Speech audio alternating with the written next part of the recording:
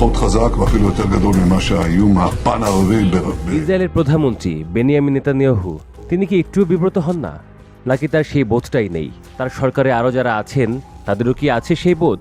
মাঝে মাঝে বা প্রায়ই যে নেতানিয়াহুর প্রশাসনের ফিলিস্তিন নীতি নিয়ে যেসব সংবাদ প্রচারিত হয় তাতেও টনক নড়ে না তাদের।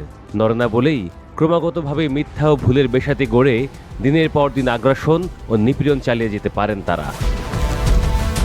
ইসরায়েলি সংবাদ মাধ্যম টাইমস অফ ইসরায়েলের প্রতিবেদন বলছে, ইসরায়েলের প্রতিরক্ষা বাহিনী আইডিএফ এর প্রধান জেনারেল ইয়াল জামিরের সাথে প্রকাশ্যে বাগবিতণ্ডায় জড়িয়েছেন নেতানিয়াহু। গত বৃহস্পতিবার রাতে দেশটির মন্ত্রিসভার বৈঠকে গাজাবাসীদের নিয়ে পরিকল্পনায় মতপার্থক্যের জেরে এমনটা ঘটে। ইসরায়েলি অন্যান্য সংবাদ মাধ্যম যেমন চ্যানেল 12 আর ইয়েদিওথ আহরোনাত বলছে, দেশটির জাতীয় নিরাপত্তা মন্ত্রী ইতামার বেন গাভির ও অর্থমন্ত্রী বেন জালাল স্মোটরিচ জামিরকে সরাসরি দোষ দিয়ে বলছেন যে তিনি সরকারের নির্দেশ মানছেন না, তিনি সরকারের নির্দেশের অবাধ্য হচ্ছেন। নির্দেশ নাকি এমন ছিল যে গাজাবাসীকে একেবারে দক্ষিণ দিকে সরিয়ে নেয়া এবং উত্তরে ইসরায়েলি দখল নেয়া। তো অভিযোগ খণ্ডন করে জামির বলছেন যে সরকারের আশঙ্কা গাজায় ইসরায়েলি সেনাদের কাজকর্মে অচলাবস্থা তৈরি হয়েছে, কিন্তু আদৌ তা হয়নি। সরকারের নির্দেশ ঠিকঠাকই পালন করছেন আইডিএফ সদস্যরা। উল্টো সরকার ভুলে গেছে যে গাজায় প্রতিদিন কিভাবে আইডিএফ সদস্যরা প্রাণ হারাচ্ছেন।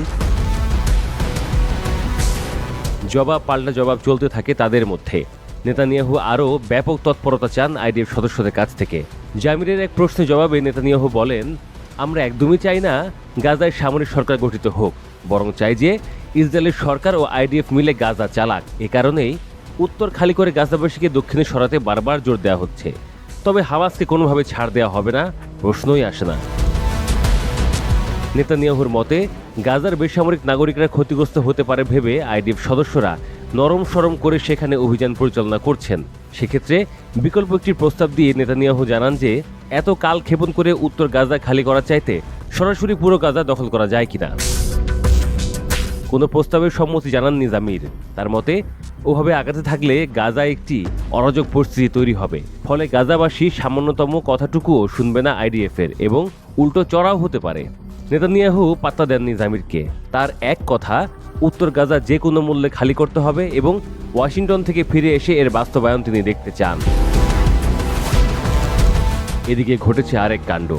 নিজের মুখপাত্র ওমের দস্তরিকে বরখাস্ত করেছেন নেতানিয়াহু। সংবাদ মাধ্যমগুলোর প্রতিবেদন থেকে জানা যায়, স্ত্রী সারা নেতানিয়াহুর সঙ্গে ধারাবাহিকভাবে দ্বন্দ্বের জেরে মুখপাত্রের বিরুদ্ধে এই ব্যবস্থা নেন ইসরায়েলি প্রধানমন্ত্রী।